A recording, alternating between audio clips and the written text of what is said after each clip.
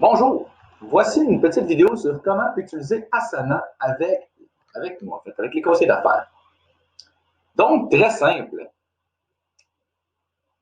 On va ouvrir une carte, première des choses, et commençons avec un exemple de landing page. C'est pas très complète. Disons celle-ci. Bon. En fait, comment on fonctionne dans Asana, c'est que nous, on a notre carte principale avec toutes les coordonnées du client, l'information du mandat, description, et accès au partage, accès au questionnaire, accès au texte de la landing page, par exemple, et le briefing du vendeur. Le briefing du vendeur va donner des informations sur ce qu'il a vendu. C'est tout simplement une méthode pour être capable de savoir directement comment est-ce que ça a été vendu, d'où est-ce que le client vient, pourquoi il a fait acheter, pourquoi il a acheté avec nous, etc. Ici, par exemple, les textes et les textes à mettre sur la landing page. Ici, le questionnaire, etc. Ici, on a la carte, toutes les cartes principales, on pourrait dire. Ce sont les cartes qui ont le nom du client et le service qui a été vendu. Un client peut avoir plusieurs cartes dans son cheminement, par exemple, landing page, et Facebook Ads, plus que prix, plusieurs services. La carte principale du client va généralement être gérée par l'équipe interne de les conseillers d'affaires. Donc, moi, Guillaume, Hugo, etc. Par la suite, on a des petites tâches qui vont être déléguées à différentes ressources. Donc, à ton niveau, ça va être à toi qui vont être déléguées généralement ces petites tâches-là. Par exemple, ici, on a l'écriture des textes de la landing page et on a la création de la maquette de la landing page qui est faite par le graphiste et ici, c'est fait par la personne qui fait notre copywriting. Par exemple, que tu ouvres la carte principale, ici, tu peux cliquer sur la petite option ici pour voir directement ta petite carte avec tes petites informations.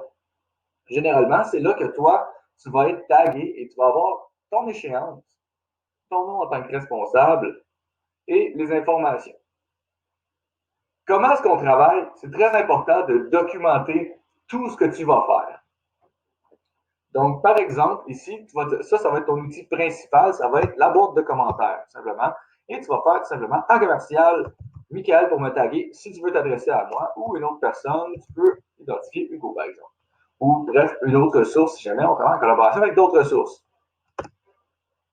Le but, c'est vraiment que tu dois communiquer avec moi le plus possible. Ou sinon, si jamais tu veux faire tout simplement un update sans nécessairement me notifier, tu peux tout simplement écrire dans la carte ce qui se passe. Donc, par exemple, si tu as envoyé un courriel au client, tu peux marquer, en passant, c'est un exemple, c'est rare qu'on envoie des courriels au client, mais par exemple, on peut dire courriel envoyé au client le 17 juillet demandant X informations. Par exemple, de cette manière-là, on va être capable de suivre à 100% l'avancement de la carte et savoir exactement où est-ce qu'on en est rendu.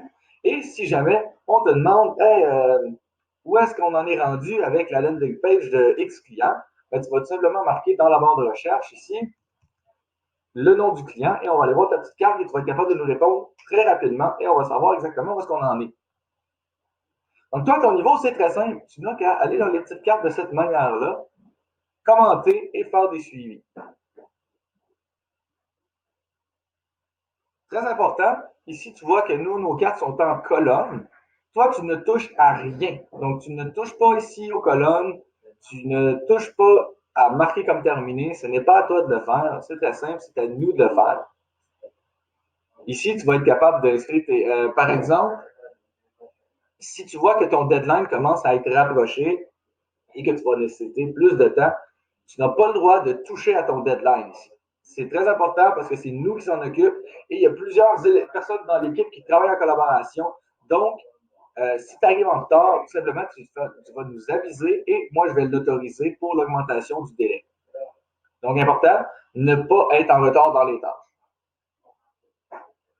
Maintenant, comment voir les tâches et comment être capable de faire des bons suivis?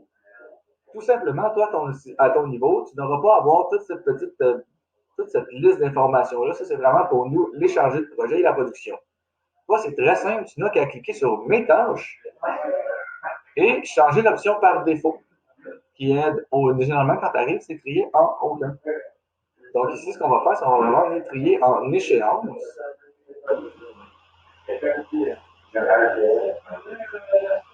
Et bon, ici, tu vas être capable de voir directement qu'est-ce qui est dû. Donc, le but, c'est vraiment que tu n'aies aucune tâche en retard. Donc, par exemple, ici, hier, on ne veut pas avoir des tâches en rouge, c'est important, on ne doit jamais en voir, et tu complètes ce que tu vas faire aujourd'hui.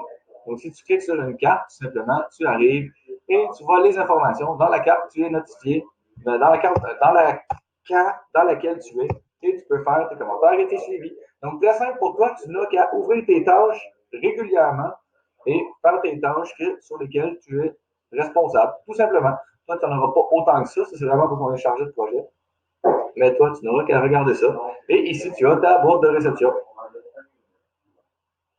Donc, également, si, je vais donner un exemple, lorsque tu fais un commentaire en marquant le nom de quelqu'un, tout simplement, tu vas recevoir un courriel et tu n'as qu'à cliquer dessus et tu vas voir le dernier commentaire et tu peux cliquer sur répondre sur Asana. Et voilà, ça ouvre la carte directement dans Asana.